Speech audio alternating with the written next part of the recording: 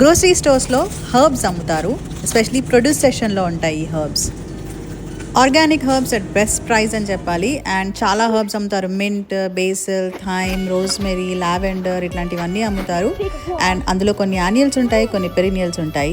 Annuals అయితే every year తెచ్చి పెట్టాలి, బట్ పెరినియల్స్ అయితే ఒక్కసారి తెచ్చి గార్డెన్ బెడ్లో పెడితే ఎవ్రీ ఇయర్ వస్తూ ఉంటాయి.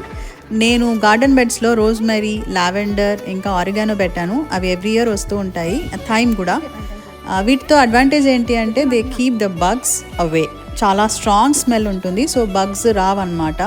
అదొకటి. అండ్ అఫ్ కోర్స్ మనం వంటల్లో కూడా వాడుకోవచ్చు. పుదీనా గార్డెన్ బెడ్లో పెడితే కష్టం కంట్రోల్ చేయటం దాన్ని. సో దానికి ఒక డెడికేటెడ్ పాట్ పెట్టి ఎవ్రీ ఇయర్ ఆ పాట్లోనే నాటుతాను.